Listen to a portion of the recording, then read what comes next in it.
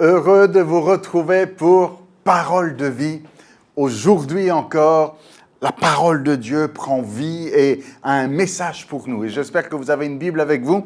Et si c'est le cas, tournez avec moi dans l'Évangile selon Luc, à partir du chapitre 12, et on va lire au verset 13.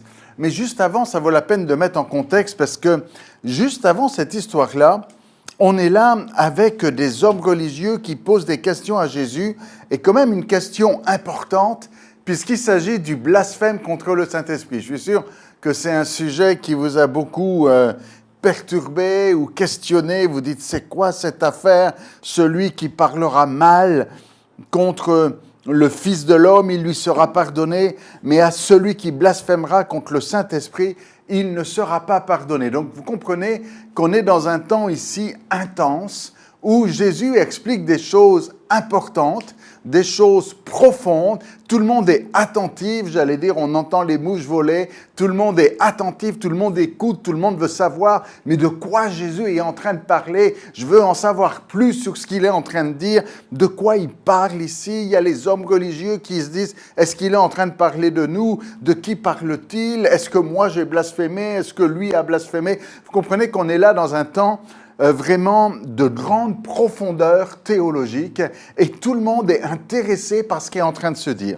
Mais voilà que au verset 13, quelqu'un dit à Jésus du milieu de la foule. On est donc dans cette discussion concernant le blasphème contre le Saint-Esprit. On est là dans une position théologique et qui concerne l'avenir et le sort éternel. Et voilà quelqu'un qui, du milieu de la foule, commence à crier et à interpeller Jésus. Et il est dit, quelqu'un dit à Jésus du milieu de la foule, « Maître !» Il appelle Jésus. Il l'appelle maître, curier en grec. Il l'appelle maître. Dis à mon frère de partager avec moi notre héritage. Vous voyez, pour lui, la chose la plus importante ici, ce n'était pas l'histoire du blasphème contre le Saint-Esprit. La chose la plus importante ici, ce n'était pas l'histoire de savoir qu'est-ce qui est mon sort concernant la vie éternelle. La chose la plus importante pour lui, ce n'était pas de dire « est-ce que j'ai une place dans le ciel avec Jésus? Est-ce que je suis sur la bonne voie? Est-ce que je suis fils du diable ou est-ce que je suis fils de Dieu ?» Non, non. Lui, il dit « maître ». Il appelle Jésus « maître »,« seigneur ». Et il lui dit, « Seigneur, enseignant, j'ai une requête à te faire. » Et sa question, c'est pas « Qu'est-ce qu'il faut faire pour hériter la vie éternelle ?» Non, il dit, « Jésus, j'ai besoin de toi. J'ai besoin de toi pour que tu parles à mon frère, pour que tu dises à mon frère de me donner un peu plus d'argent. » Comprenez, sa préoccupation, c'est pas le royaume de Dieu. Sa préoccupation, ce n'est pas les choses qui concernent le royaume de Dieu. Sa préoccupation, ce n'est pas la vie éternelle. Sa préoccupation, c'est « il y a de l'argent ici, il y a un héritage. Et mon père ou ma mère ou quelqu'un de ma famille, ou je ne sais pas d'où vient cet héritage, mais il y a un héritage ici. » Et il dit « mon frère ne veut pas partager avec moi notre héritage. » Apparemment, ils sont juste deux. Et il dit, on a un héritage, ça doit être 50-50, la moitié chacun, mais mon frère a tout gardé pour lui et il vient voir Jésus. Et j'insiste là-dessus, parce que le contexte, c'est très important. Des fois, on lit la Bible juste en petits morceaux et on oublie qu'il y a un contexte, qu'il s'est passé quelque chose avant cette histoire-là. Et je le répète, je le souligne, parce que pour moi, ça fait toute une différence. Jésus est en train de dire des choses importantes, des choses qui concernent la vie éternelle, qui concernent le salut, le pardon des péchés ou ne pas être pardonné. Et cet homme dit, « Jésus, moi, j'ai besoin de toi pour que tu viennes parler à mon frère, pour qu'il me donne plus d'argent concernant la part de notre héritage. » Voyez-vous, cet homme-là, la seule chose qui l'intéresse, c'est l'argent. La seule chose qui l'intéresse, c'est l'héritage. La seule chose qui l'intéresse, c'est d'avoir plus d'argent. Et déjà même, autour de l'héritage, il y a quelque chose de malsain ici. Je ne sais pas vous, mais s'il y a héritage, ça veut dire qu'il y a deuil. Ça veut dire qu'il y a décès. Ça veut dire que quelqu'un est mort. Et lui, il n'est pas dans le deuil. Il n'est pas dans le temps là de la tristesse, du souvenir, du respect. Il est dans le temps, il y a de l'argent. Vous savez, qu'est-ce qui est le plus important? Vous savez, dans un temps de deuil, c'est quoi l'argent? C'est rien. La famille, c'est plus important. Ne pas être fâché avec son frère, c'est plus important. Mais lui, il a un conflit avec son frère, et son frère a un conflit avec lui à cause de l'argent. Et malheureusement, ça arrive souvent. Je ne sais pas si vous connaissez ce genre d'histoire, mais pour ma part, je l'ai vu en tant que pasteur souvent, où des familles sont unies, des familles sont proches les unes des autres, et quand il y a un héritage, quand il y a un deuil, quand il y a quelqu'un qui est parti et quand il y a de l'argent, il y a des familles qui sont prêtes à se disputer à cause de l'argent.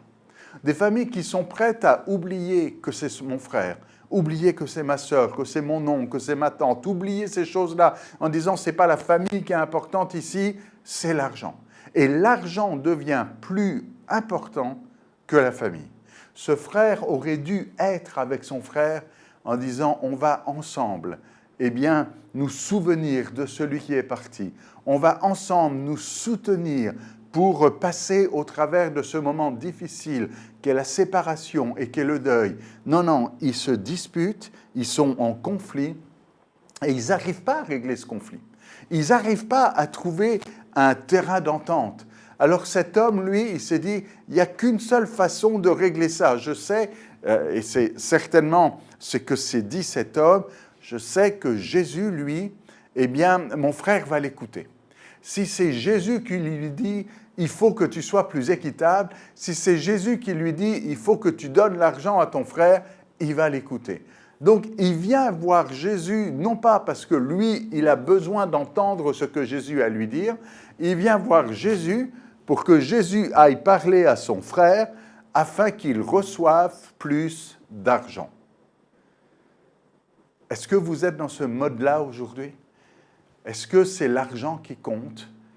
Si on était devant Jésus aujourd'hui, si on avait accès à Jésus, imaginez, Jésus passe là dans le quartier, il passe dans votre rue, il passe dans votre village, il passe dans votre ville, il passe dans tout à côté de chez vous. Et vous avez l'occasion d'avoir quelques mots avec Jésus. Quelles vont être les paroles que vous allez lui adresser? Est-ce que vous allez dire, Jésus, ça tombe bien que tu sois là, il faut que tu ailles parler à telle personne, elle me doit de l'argent, elle ne m'a toujours pas remboursé. Jésus, ça tombe bien que tu sois là, il faut que tu ailles parler à telle personne de ma famille qui ne me donne pas assez d'argent. Et est-ce que c'est vraiment ça ce qu'on veut dire à Jésus? Est-ce qu'il n'y a pas des choses plus importantes et de dire, Jésus, je suis content que tu sois là.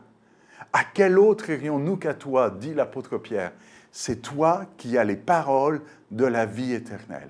Et la vie éternelle est pour moi beaucoup plus importante que tout l'or et l'argent du monde. Cet homme vient juste embêter, et on peut utiliser ce mot, il vient juste perturber, il vient juste interrompre l'enseignement de Jésus pour une question d'héritage, pour une question d'argent. Ce n'est pas Jésus qui l'aime ici, c'est l'argent. Et Jésus répond. Et regardez la réponse de Jésus, c'est au verset 14. Jésus répond à cet homme et il lui dit, « Ô homme, qui m'a établi pour être votre juge et pour faire vos partages. » Il dit, « Pourquoi tu t'adresses à moi pour cette histoire d'argent ? Réglez vos affaires vous-même. Ne mets pas Dieu dans ses affaires d'homme. Ne viens pas chercher Jésus pour régler des affaires de famille et des affaires d'hommes. Tu vas chercher Jésus pour régler les affaires avec Dieu. Il est le médiateur, il est l'avocat, il est notre intercesseur, il est celui qui nous connecte et qui nous réconcilie avec Dieu. Mais tu ne vas pas chercher Jésus pour régler les problèmes avec les hommes. C'est ce que Jésus dit ici. Gardez-vous qui m'a établi pour être votre juge ou pour faire vos partages. Et ensuite, il va apporter une parole qui est sévère, puisqu'il dit au verset 15, il dit à tous, parce que tout le monde a entendu cette parole, gardez-vous avec soin de toute avarice. Et on comprend ici que Jésus est en train de dire, il y a un problème. Il y a un problème avec toi. Tu es avare. Ça veut dire quoi, avare? L'avarice, avare. Avare, c'est quelqu'un qui aime l'argent et qui aime tellement l'argent que le reste ne compte pas.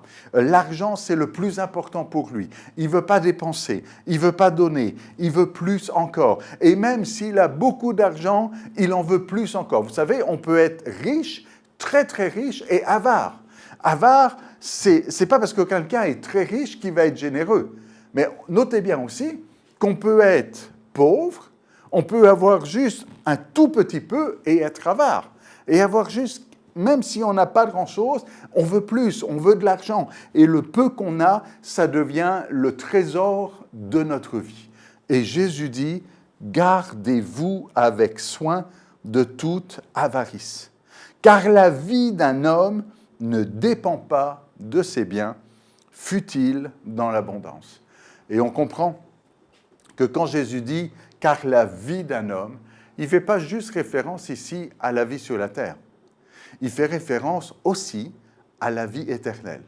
Il dit « le sort de l'homme, la vie d'un homme ne dépend pas de son compte en banque, ne dépend pas du montant d'argent qu'il a dans la poche, ne dépend pas des billets qu'il a cachés quelque part, quand bien même fût-il dans l'abondance. » Ce n'est pas parce que quelqu'un a beaucoup d'argent, eh bien que sa vie va être meilleure. Vous savez, des fois, il y en a qui disent « Ah, moi, si j'avais beaucoup d'argent, ma vie serait formidable. » Bien, il y a des gens qui ont beaucoup d'argent et leur vie n'est pas formidable du tout. Il y a des gens qui ont beaucoup d'argent, qui ont des fortunes et qui vont boire pour oublier et qui vont se droguer parce qu'ils sont malheureux et qui vont aller de divorce en divorce et qui vont même se suicider. Vous avez remarqué ça? Il y a des gens qui ont beaucoup d'argent qui vont se suicider. Leur argent ne les a pas rendus heureux. Et c'est ce que dit Jésus ici. La vie d'un homme ne dépend pas de ses biens, fût-il dans l'abondance. Et pour être sûr que tout le monde comprenne, Jésus va raconter cette parabole. Je sais qu'il y a quelque temps, on avait déjà dans Parole de vie développé cette parabole, mais je la prends ici dans un autre angle, vous l'avez bien compris. Et voilà la parabole qui dit, il dit « Les terres d'un homme riche avaient beaucoup rapporté ». Donc c'est l'histoire d'un homme riche qui est devenu encore plus riche, parce qu'il y a eu une grande moisson. Et cet homme riche se dit « J'ai un problème, j'ai trop d'argent ». Je ne sais pas si c'est le genre de problème que vous avez, de dire « J'ai un problème, j'ai trop ». Et il y a eu une moisson tellement grande que je ne sais pas mettre où mettre tout ça, je ne sais pas où mettre toutes les graines, tout ce que j'ai récolté ici. Il raisonnait en lui-même en disant « Que ferai-je? Car je n'ai pas de place pour ranger, pour serrer ma récolte. Voici, dit-il, ce que je ferai. Eh bien, je vais détruire mes greniers et je vais en construire des plus grands. J'y amasserai toute ma récolte et tous mes biens. » Alors, son problème, c'est qu'il a trop. Et voyez-vous, sa réaction, et c'est ça l'avarice, c'est pas « j'ai beaucoup, alors je vais pouvoir aider, alors je vais pouvoir bénir, alors je vais pouvoir faire du bien à ceux qui ont besoin, parce que là, il a de la récolte, il a du blé, il a à manger, mais à côté de lui, il y a des gens qui ont faim. À côté de lui, il y a des gens qui n'ont pas à manger. À côté de lui, il y a des gens qui n'ont rien.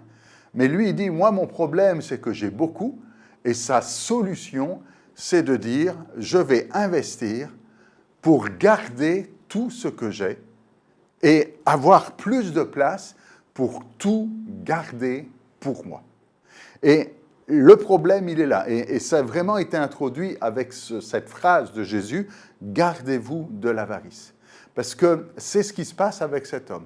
Sa réaction devant l'abondance, c'est de dire « je garde tout ». Et on comprend que Jésus ici dit qu'il y a une anomalie. Et Jésus dit « c'est pas comme ça que tu dois te comporter ».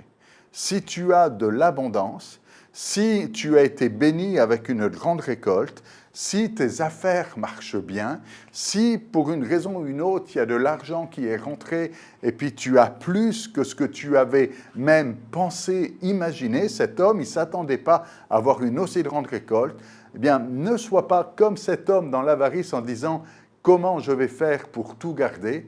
pour que les autres ne le sachent pas, pour que personne me vole et me prenne mon argent. Il faut que je construise des murs solides pour protéger tout ça. C'est ça ce qu'il veut faire. Il veut faire des greniers ici pour construire des murs, pour être sûr que personne ne va prendre les graines et la récolte qu'il a et ses biens qu'il va pouvoir amasser. Et Jésus dit, ça c'est une anomalie. Parce que ça c'est l'avarice. Vous devriez être autrement. Vous devriez réfléchir autrement. En disant, si le Seigneur m'a fait grâce de me donner, eh bien moi, à mon tour, je veux être en bénédiction pour celui qui n'a rien. Parce que regardez la conclusion de Jésus. Jésus dit, cet homme-là qui va récolter tout pour lui, il va se dire au fond de lui-même, « Hé, mon âme, tu as beaucoup de biens en réserve. Tu as du stock, tu as beaucoup de biens en réserve. » Vous savez, il y en a, ils ont assez d'argent pour ne pas travailler toute leur vie. Tu as beaucoup de biens en réserve pour plusieurs années. Repose-toi, mange, bois, réjouis-toi. Mais Dieu lui dit, tu es un fou, tu es un insensé, tu n'as pas de sens, tu ne sais pas réfléchir ici. Tu es un insensé. Cette nuit même, ton âme te sera redemandée. Et tout ce que tu as, et tout ce que tu as récolté, et tout ce que tu as préparé, et tout ce que tu as amassé, ça va être pour qui? Sous-entendu, tu ne vas rien amener avec toi au ciel. Ton argent, il ne va pas partir avec toi. Il ne va pas aller de l'autre côté. Et il va tu vois, tu as tout fait pour que personne ne prenne ton argent. Mais le jour où tu meurs, on va prendre ton argent. Le jour où tu meurs, ton argent ne va pas rester là, enfermé.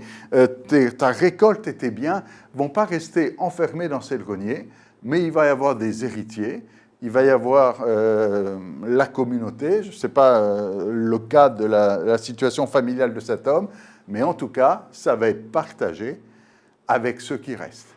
Voyez-vous, pendant qu'il est vivant, il se dit « je garde tout pour moi », mais une fois qu'il n'est plus là, tout va être partagé. Tu es un insensé. Alors, c'est quoi l'instruction pour nous aujourd'hui? Eh bien, Jésus dit « gardez-vous de toute avarice ». Et nous ne sommes pas appelés à être avares. Et Jésus dit encore « ne sois pas un insensé ». Ne sois pas un fou. Ne sois pas quelqu'un qui ne réfléchit pas, qui ne pense pas à l'avenir, qui pense juste à maintenant, qui dit « Ah, tu peux te réjouir, tu as beaucoup, mais attends, pense plus loin. » Et penser plus loin, c'est être capable de penser au-delà de ce qu'il y a sur la terre, d'aller, de nous construire un tabernacle éternel, pour reprendre une autre expression, parce que c'est l'expression que Jésus utilise, mais disons d'avoir une vision de l'éternité. Que quand tu penses à l'avenir, ce n'est pas juste à l'avenir sur la terre, mais quand tu penses à l'avenir, tu penses aussi à ton avenir céleste, à ton avenir après la mort, à ton avenir de l'autre côté, quand Jésus viendra te chercher. Et Jésus dit au verset 21, « Il en est ainsi de celui qui amasse des trésors pour lui-même. » Voilà le cas, l'exemple de quelqu'un qui travaille et amasse des trésors pour lui-même. Et je souligne cette expression maintenant, « et qui n'est pas riche pour Dieu. » Il n'est pas riche pour Dieu. Alors, la question que j'ai à vous poser aujourd'hui, et vous? Est-ce que vous êtes riche pour Dieu? Comprenez qu'on peut avoir juste un petit billet, on peut avoir juste des petits moyens et être riche pour Dieu. Et comme cet homme, on peut avoir beaucoup de grandes ressources, des grandes réserves, des greniers et toutes sortes de biens et être pauvre pour Dieu. Cet homme, il n'est pas riche pour Dieu. Il se croit riche. Il se dit en lui-même, « Mon âme, réjouis-toi, tu es riche. Mon âme, réjouis-toi, tu as beaucoup. Mon âme, réjouis-toi, tu as beaucoup amassé. On a des réserves pour des années et des années. » Et Jésus lui dit, « Tu es un insensé, parce que tu crois que tu es riche et tu es pauvre. Tu crois que tu es riche, tu es peut-être riche pour les hommes, mais tu n'es pas riche pour Dieu. Qu'est-ce qui est le plus important? D'être riche pour les hommes ou d'être riche pour Dieu? Vous savez, dans l'Apocalypse, au début de l'Apocalypse, Jésus envoie plusieurs lettres aux 7 églises de l'Apocalypse, et à une en particulier, je ne vais pas rentrer dans le détail, mais je cite juste un petit morceau. Il dit, « Tu dis, je suis riche, et tu ne sais pas que tu es pauvre, misérable, aveugle et nu. » Il y en a qui se disent, comme cet homme, « Je suis riche. » Et Jésus lui dit, « Tu es pauvre. » Tu es peut-être riche pour les hommes, mais ça dure quoi? Ça dure quelques mois, quelques jours, quelques années, mais après, il n'y a plus rien. Tu n'as pas pensé à ton sort éternel. Au lieu d'être riche pour les hommes, sois riche pour Dieu. Au lieu de t'amasser un trésor sur la terre, et je prends une autre expression que Jésus emploie, il dit, au lieu de t'amasser un trésor sur la terre, et sur la terre, c'est là où il y a la rouille, c'est là où il y a le voleur, c'est là où il y a l'instabilité, l'insécurité. Au lieu de t'amasser un trésor sur la terre, amasse-toi un trésor dans les cieux. Parce que le trésor sur la terre, tu ne l'emmèneras pas au ciel. Mais ce que tu mets dans le trésor du ciel reste avec toi. Et comment est-ce qu'on devient riche pour Dieu? On devient riche pour Dieu, eh bien, en faisant les œuvres de Dieu. On devient riche pour Dieu en cherchant premièrement le royaume de Dieu et sa justice. On devient riche pour Dieu lorsque l'on n'est pas avare, mais qu'on est généreux. La Bible dit que celui qui donne à un pauvre, c'est comme s'il donne à Dieu. Et Jésus va dire, tout ce que vous avez fait à l'un de ces plus petits, c'est à moi que vous l'avez fait. Et vous devenez riche pour Dieu. Alors, on est actuellement, et vous l'avez remarqué, LMTV est actuellement dans une campagne de levée de fonds, de dons. Et vous êtes peut-être comme cet homme-là, peut-être pas tout le monde. Quelqu'un dira, mais moi, je n'ai pas beaucoup d'argent, pasteur. Moi, je n'ai pas des grands greniers, j'ai juste un petit peu. Peut-être, mais ne sois pas avare quand même. Mais peut-être quelqu'un dira, mais c'est vrai que moi, le Seigneur a béni mes affaires, le Seigneur m'a donné beaucoup, le Seigneur m'a fait grâce, c'est vrai que je manque de rien et j'ai de l'argent en réserve, comme cet homme, pour plusieurs années. Et Jésus dit, ne sois pas un insensé, et Jésus vous dit à vous aujourd'hui, parce que si vous écoutez ce message, ce n'est pas par hasard, mais le Seigneur vous parle maintenant, et écoutez la voix de son esprit, de dire, ne sois pas un insensé, ne sois pas avare, ne sois pas riche pour les hommes, mais sois riche pour Dieu. Alors, le contraire de l'avarice, c'est la générosité. La générosité, c'est être capable de donner, de partager, de donner aux pauvres, de donner à celui qui en a besoin à côté de vous.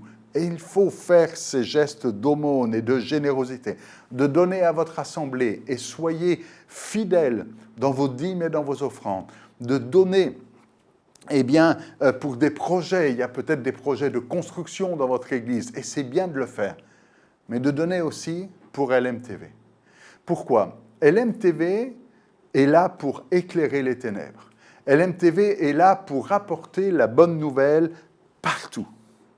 Partout en Afrique subsaharienne, au travers des différents satellites, mais ça va même au-delà, puisque même en Haïti, en Asie, en Europe, en Amérique, on regarde LMTV et c'est une lumière qui rentre dans les foyers. Et quelque part, en donnant à LMTV, vous bénissez tous ces gens un peu partout dans le monde qui ont besoin de recevoir la bonne nouvelle. En aidant LMTV à accomplir sa mission, pour briller, eh bien, vous aidez le pauvre spirituellement, celui qui n'a pas le trésor que vous avez, à savoir l'Évangile, et qu'il puisse le découvrir. Vous aidez aussi ceux qui ont besoin de grandir dans la foi et d'être encouragés dans la foi. Enfin bref, vous comprenez, vous devenez riches pour Dieu. Prions ensemble. Seigneur, nous sommes dans ta présence aujourd'hui et nous disons, viens. Viens par ton esprit, donner vie à ta parole dans le cœur de plusieurs, que ce ne soit pas mes paroles, que ce ne soit pas la parole d'un homme, que ce ne soit pas des arguments humains, Mais Seigneur, que ce soit ton esprit qui mette un écho dans le cœur en disant, c'est moi qui te parle. Seigneur, c'est toi qui parles à mon frère, à ma sœur, qui dit, je manque de rien, j'ai en réserve pour les années à venir, je suis riche.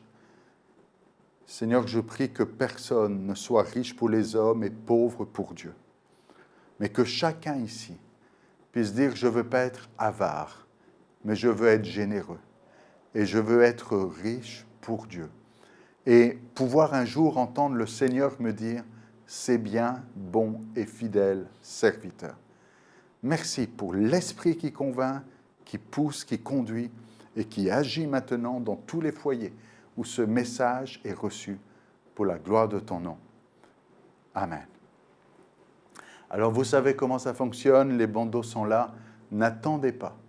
N'attendez pas des mois, n'attendez pas des jours, mais maintenant, alors que l'Esprit vous touche, c'est le temps de contacter, de faire un virement ou d'appeler ou d'envoyer. Enfin, prenez le moyen qui est le plus facile pour vous selon le pays dans lequel vous êtes, mais agissez et soyez riches pour vous.